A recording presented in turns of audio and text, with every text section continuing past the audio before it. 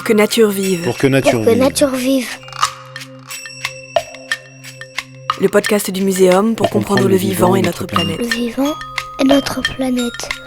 Donc les oiseaux sont des dinosaures, donc les dinosaures n'ont pas disparu. Un néandertalien d'il y a 50 000 ans, un homme de Cro-Magnon ou tout le monde, aujourd'hui sur Terre, on a le même ordre de capacité intellectuelle. À partir du moment où on bascule dans le néolithique, la richesse matérielle va prendre beaucoup d'importance. Les sons du vivant ont un effet positif sur notre santé. On sait aujourd'hui qu'il existe des résidus de pesticides dans la plupart des captages d'eau potable qu'on n'arrivera pas à enlever. La biodiversité, c'est un enrichissement pour les citadins qui habitent la ville. C'est les 3/4 de la masse vivante des insectes qui a disparu en l'espace d'une trentaine d'années.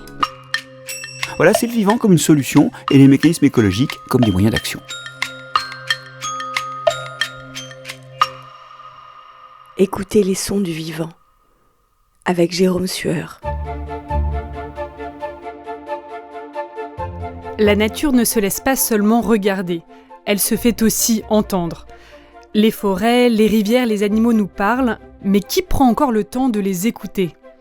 Jérôme Sueur est éco-acousticien et chercheur au Muséum national d'histoire naturelle.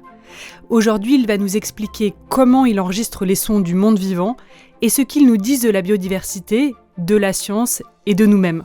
Bonjour. Bonjour. Ouvrons cet épisode par l'écoute d'un paysage sonore que vous aviez envie de nous partager et que vous allez nous raconter juste après.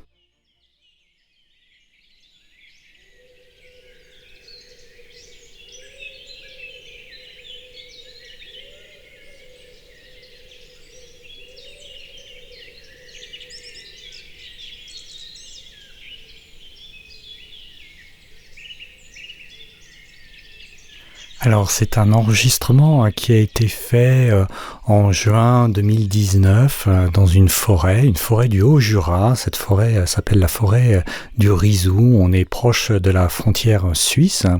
Il est tôt le matin et c'est en fait le chœur des oiseaux. C'est une manifestation collective qu'on connaît tous finalement parce qu'on les entend tous. Quelquefois ils nous réveillent même vers 5-6 heures du matin et tous les oiseaux chantent en même temps et ça fait cette ambiance un peu compliqué. Il y a plein de sons en même temps.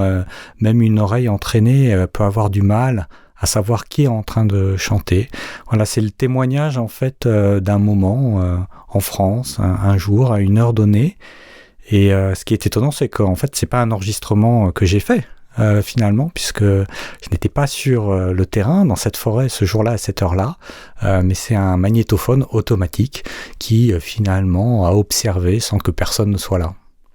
On aura l'occasion de reparler sans doute des méthodes, des dispositifs, comment vous enregistrez les sons, mais déjà, que peuvent nous apprendre les sons que les images elles ne peuvent pas montrer? Alors finalement, les sons déjà sont omniprésents dans notre quotidien et dans celui des autres êtres vivants. Et ces sons voyagent, ils se propagent dans l'espace, si bien qu'on peut les observer, les enregistrer, les écouter même s'ils sont loin, et sans voir finalement. Donc on a des informations sur un événement, sur un être vivant, sans être en contact avec lui.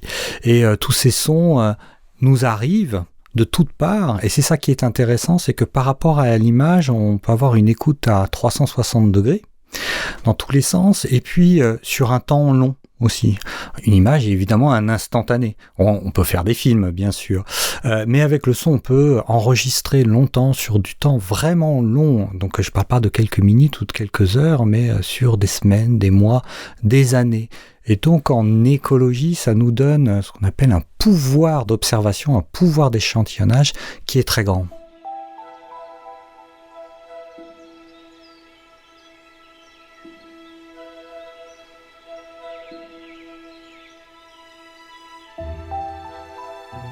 Est-ce qu'il vous arrive souvent d'entendre quelque chose que vous n'auriez pas pu voir ?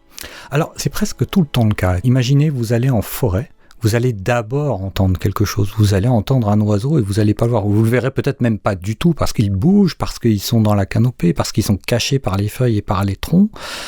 C'est le cas aussi d'une branche qui craque, d'un chevreuil qui part, d'un sanglier qui arrive. Vous allez d'abord l'entendre. On a beaucoup d'informations par le son avant l'image. Et l'inverse est aussi vrai, c'est-à-dire que les autres êtres vivants vont probablement vous entendre avant de vous voir, et puis ils vont nous entendre et nous voir avant que nous puissions les entendre et les voir. Donc il y a beaucoup de choses qui passent par le son et qui permettent d'anticiper finalement un événement.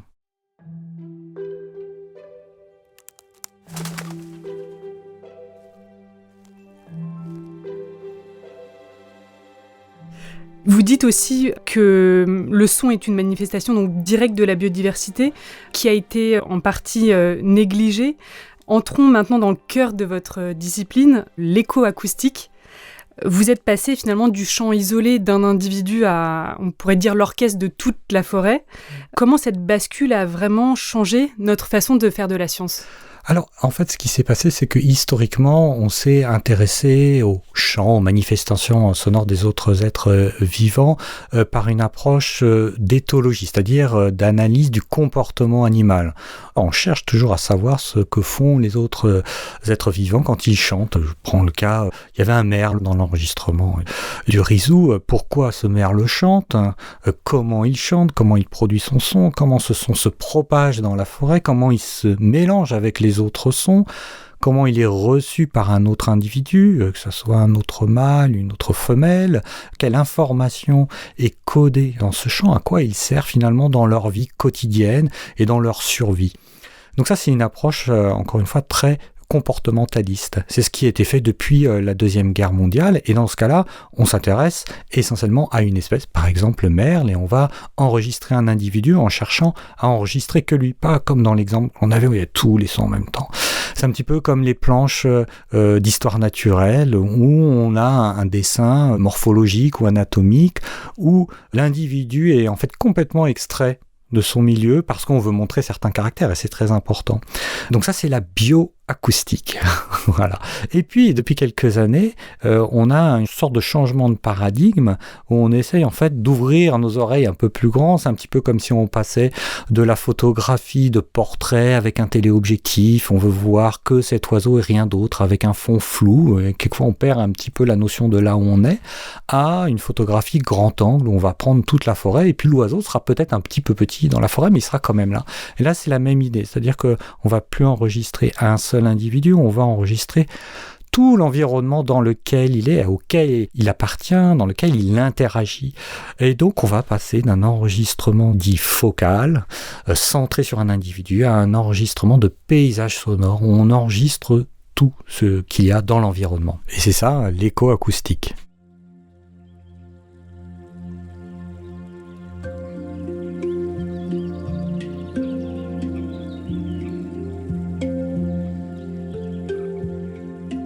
Et alors, est-ce que ça fait une différence finalement sur le terrain pour le rapport entre le scientifique et l'environnement qu'il étudie, les espèces qu'il étudie ? Complètement, parce qu'en bioacoustique, on va être au plus près de l'animal. On veut observer que lui et rien d'autre, ou expérimenter avec lui et pas avec ses voisins.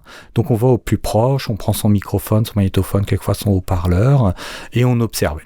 Mais avec l'écoacoustique, on utilise des magnétophones automatiques. C'est ce que je suggérais tout à l'heure, c'est-à-dire que je n'étais pas dans cette forêt du Rizou au moment où ces oiseaux ont chanté, mais c'est un magnétophone automatique qui l'a fait. Donc on commande à ces enregistreurs d'être actifs quand on veut en fait. Si on s'intéresse aux paysages nocturnes, on va leur dire d'enregistrer que la nuit, si c'est que le matin, que le soir, etc. Le plus souvent en fait on enregistre régulièrement. Ça ne veut pas dire de manière continue tout le temps, mais on va enregistrer 1 minute toutes les 10 minutes, 1 minute tous les quarts d'heure ou 5 minutes toutes les demi-heures, mais tout le temps. 24 heures sur 24, 7 jours sur 7, 365 jours par an. Ça veut dire qu'on observe de manière très forte, très répétée, tout le temps, mais pas de manière continue. Alors, ça pose une sorte de problème, de paradoxe aussi, parce que les magnétophones travaillent tout seuls. On les installe, alors ce qui est difficile, c'est de savoir où les installer pour qu'on ait une bonne représentation de l'environnement que l'on veut suivre, que l'on veut décrire, mais on s'en va. Alors c'est bien aussi parce qu'il n'y a plus ce qu'on appelle un biais observateur, parce qu'on ne dérange plus, nous les scientifiques, en marchant, en repartant, etc., en observant directement. Non, là on s'en va, donc on fait une sorte d'espionnage, mais de fait, on instaure une sorte de distance entre notre objet d'étude, d'observation, et nous, puisqu'on n'est plus là.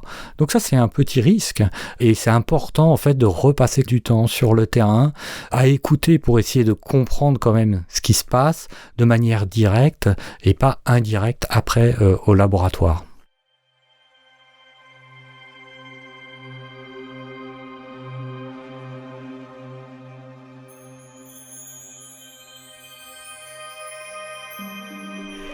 Est-ce que vous pourriez nous parler de ce projet qui s'appelle Sono-Silva, qui est un projet autour de l'écoute des forêts françaises? Dans ce cas précis, comment est-ce que vous captez ces paysages sonores?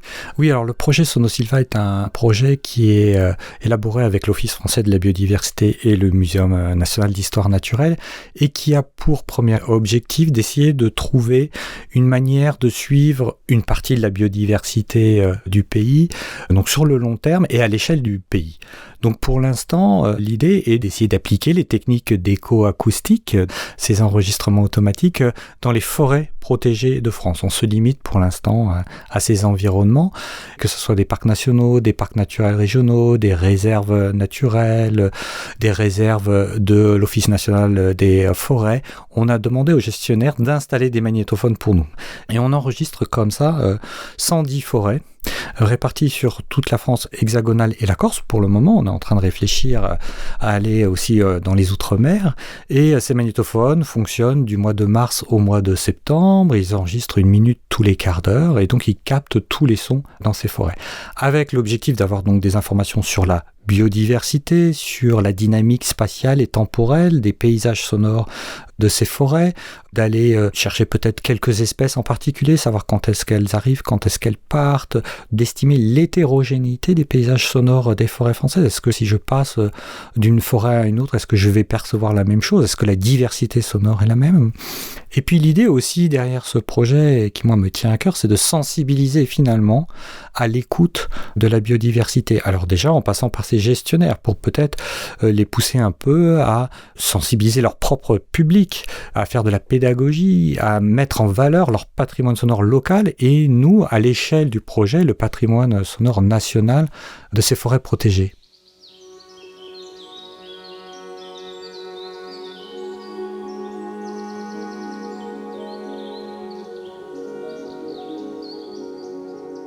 Et alors, une fois qu'on a récolté ce matériel sonore, qu'est-ce qu'on en fait finalement? On a énormément de matériel sonore. C'est un des pouvoirs de cette discipline, l'écho-acoustique. On obtient des centaines de milliers, voire des millions d'enregistrements. Sono-Silva, c'est par an, c'est 1 million à peu près d'enregistrements d'1 minute. Donc, c'est des milliers d'heures d'enregistrement, c'est impossible de les écouter. Donc il faut qu'on trouve des moyens pour extraire les informations pertinentes qui vont être utiles pour traiter des questions d'écologie, de suivi de la biodiversité, que ces méthodes soient automatiques. L'écho-acoustique a commencé il y a une dizaine d'années. Il y a une dizaine d'années, on était incapable de reconnaître spécifiquement les sons, de pouvoir les identifier, dire ça c'est un rouge-gorge, ça c'est un chevreuil et ça c'est un grillon. L'intelligence artificielle n'était pas dans les laboratoires.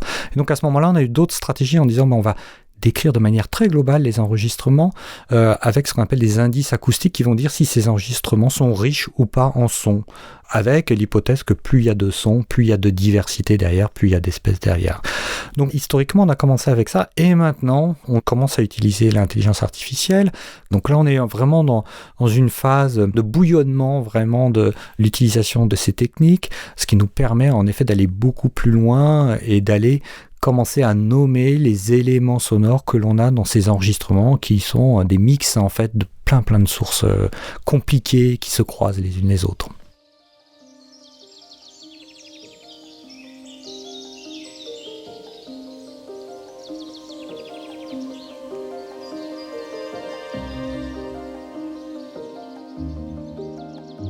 Que nous révèlent ces enregistrements? Qu'est-ce que vous avez déjà découvert sur les milieux naturels que vous étudiez? Alors, l'une des premières découverte, si on peut dire ça, c'est une découverte qui n'est pas très positive en fait, c'est que dans cette fameuse forêt du Rizou, on a justement avec un petit système d'intelligence artificielle été chercher des sons qui viennent du vivant, des sons qui viennent de la météo, du vent, de la pluie, et puis des sons notamment des avions. donc des machines humaines. Et on s'est aperçu que dans ce paysage sonore de cette forêt, qui est une forêt exceptionnelle, qui est une forêt très froide, qui correspond à un milieu boréal, qui est très protégé finalement, il y a beaucoup d'outils de conservation pour la protéger. Le son dominant du paysage sonore de cette forêt, c'est l'avion. Voilà, c'est-à-dire ce premier animal, c'est l'avion, l'animal métallique, l'oiseau métallique. Dans 75% de nos enregistrements, on a un avion. Et quand on est entre midi et 2h, à l'heure de la sieste, c'est 95% de nos enregistrements avec un avion. Après viennent les oiseaux et les insectes, ce qu'on appelle la biophonie, les sons du vivant. Puis après, les sons de la météo, ce qu'on appelle la géophonie, la pluie et le vent. Et puis après, rien, le silence, qui est dans à peu près 10-15% de nos enregistrements. Donc voilà, ça c'est une valeur d'alerte. Finalement, comment se fait-il que dans un endroit si protégé, si précieux, il y ait une forme de pollution en fait qui rentre dans la forêt? Comment ça se fait? C'est très simple, hein. On n'est pas loin des aéroports de Genève, de Lyon, des trajectoires nord-sud de l'Europe. Donc ce lieu au sol est très précieux, encore une fois très protégé, mais en fait il est complètement pollué par les airs. Et un des objectifs aussi de Sono Silva, c'est de savoir si ce cas est exceptionnel, et c'est peut-être le cas, en effet, on est dans une situation géographique particulière, mais est-ce que les autres forêts protégées, dans lesquelles on pourrait s'attendre à avoir des environnements calmes, sans trop de présence humaine, en tout cas quand on y va en tant que promeneur, on attend de voir des animaux, d'avoir de la végétation, et d'être aussi dans un espace de quiétude, calme. Est-ce que c'est vrai? Donc voilà, on va aussi le tester sur ces 110 forêts de Sono Silva. Donc voilà un premier exemple, très concret. Après, on a aussi suivi des fonctions écologiques, c'est-à-dire par exemple la pollinisation. Quand est-ce que la pollinisation a lieu dans la forêt? Ça, on peut le faire de manière acoustique. Quand est-ce que les pics, vous savez, ces oiseaux qui tambourinent, sont là? Ils ont un rôle important dans le fonctionnement de la forêt. Ils creusent des trous, ils se nourrissent d'insectes qui détruisent le bois. Ces trous se font seulement dans des arbres vieux, donc ils vont indiquer l'âge un peu de la forêt. Et puis ces trous vont être utilisés par d'autres oiseaux, sont très bio-indicateurs. Ça, on peut le faire aussi de manière automatique. En revanche, ce qu'on n'a pas encore, c'est le message sur le long terme. C'est-à-dire que l'idée de départ, c'est aussi d'enregistrer longtemps, sur plusieurs années. Mais comme on commence depuis peu de temps, on a des enregistrements là dans cette forêt du Rizou que depuis 6-7 ans, on va arriver à 7 ans maintenant.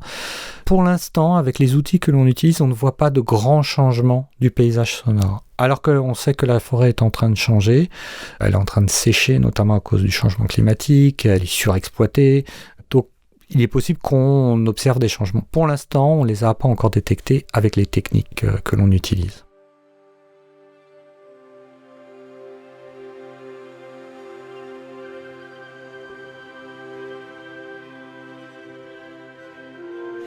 Donc le paysage sonore, pour vous, il a une valeur vraiment patrimoniale, on pourrait dire Oui, le paysage sonore, il peut se voir, mais il s'écoute. C'est un biais de langage très très commun, on voit beaucoup, on écoute très peu. Donc le paysage sonore, c'est d'abord pour nous, en tant qu'écoacousticiens, un objet sonore qui nous permet d'avoir des informations écologiques, donc il a une valeur environnementale et écologique, mais il peut aussi avoir une valeur en effet de patrimoine, parce qu'il correspond à un lieu, à un temps donné. Évidemment, quand vous voyagez en France ou plus loin, vous traversez des paysages sonores qui vont être très différents, avec des signatures très particulières. Notamment le cas le plus flagrant, c'est la Méditerranée en été. Les cigales, bon, vous savez où vous êtes par les oreilles. Donc c'est l'hétérogénéité évidemment du territoire qui va donner une hétérogénéité des paysages sonores, et c'est ça qui est intéressant. Et c'est ça aussi qui est un petit peu menacé. On peut aller vers une forme d'homogénéisation des paysages sonores. Et puis ces paysages sonores sont dynamiques dans le temps aussi. C'est jamais la même chose. C'est-à-dire que vous pouvez là écouter tous les matins le chœur des oiseaux, c'est maintenant, on est au printemps, là, c'est maintenant qu'il faut aller écouter ça, ce sera jamais exactement la même chose. Parce que les oiseaux ne vont jamais exactement chanter au même moment.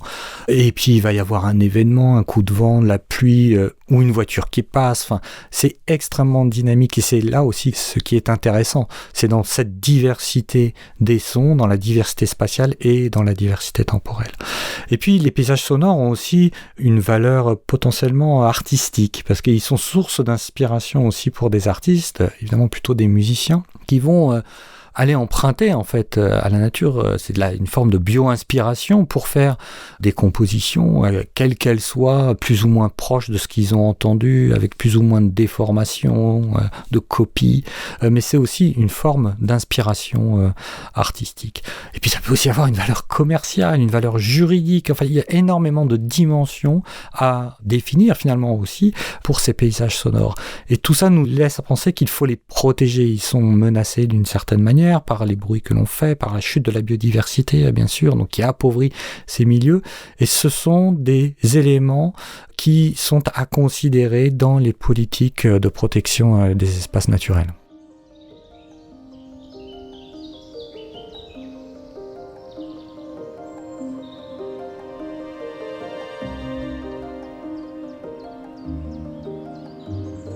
Et ils ont aussi une valeur sanitaire, c'est bien ça. Il a été étudié que les sons de la nature peuvent faire du bien pour la santé.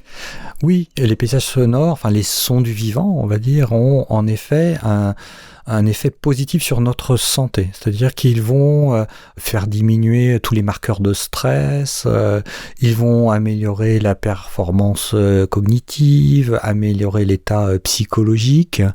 Alors, ce ne sont pas des médicaments, loin de là. Mais toujours est-il qu'il a été démontré que l'expérience de nature est rehaussée par les sons du vivant et que, pour faire simple, cela nous fait du bien.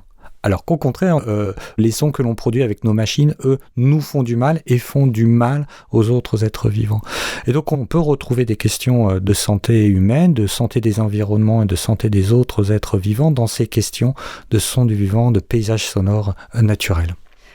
Alors pour finir, on va écouter un enregistrement que vous avez fait dans la forêt guyanaise, à cette heure un peu spéciale où on passe de la nuit au petit matin.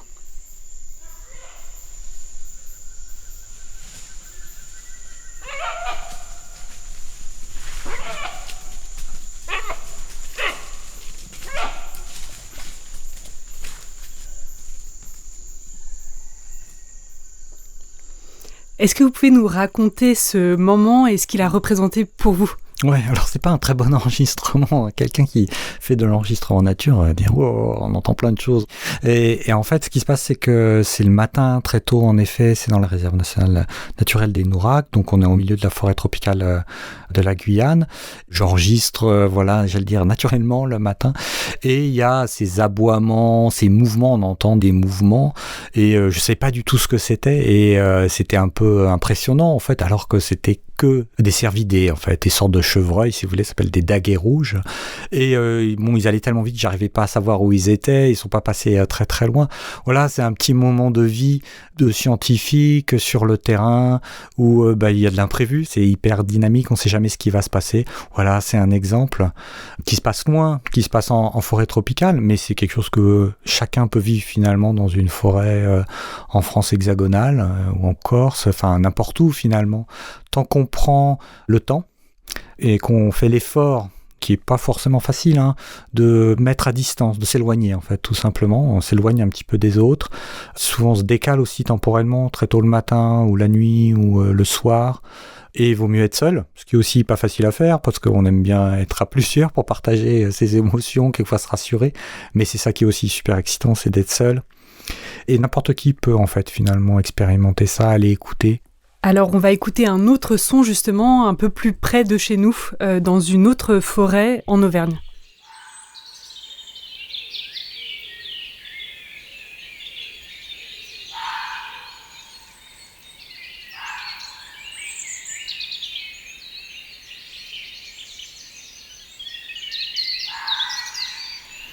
Ça, c'est un peu le pendant en fait de la forêt tropicale, mais en forêt dite tempérée.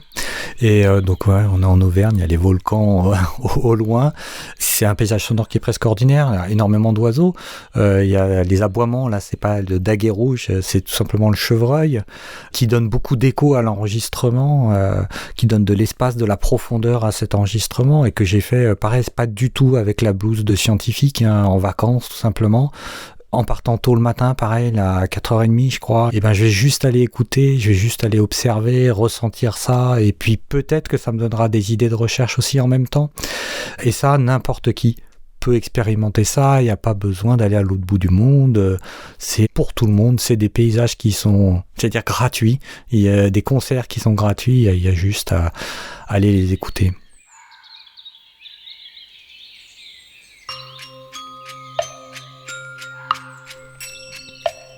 Dans cet épisode, vous venez d'écouter Jérôme Sueur, éco-acousticien et professeur au Muséum national d'histoire naturelle, interviewé par Flora Trouillou. Pour que nature vive. Un podcast produit par le Muséum national d'histoire naturelle et création collective, en partenariat avec le ministère de la Transition écologique et le ministère de l'Enseignement supérieur, de la Recherche et de l'Innovation. Pour la réédition du livre Avant que nature meure de Jean Dorst, Robert Barbeau, professeur au Muséum, a écrit une postface intitulée Pour que nature vive, qui a inspiré le titre de ce podcast.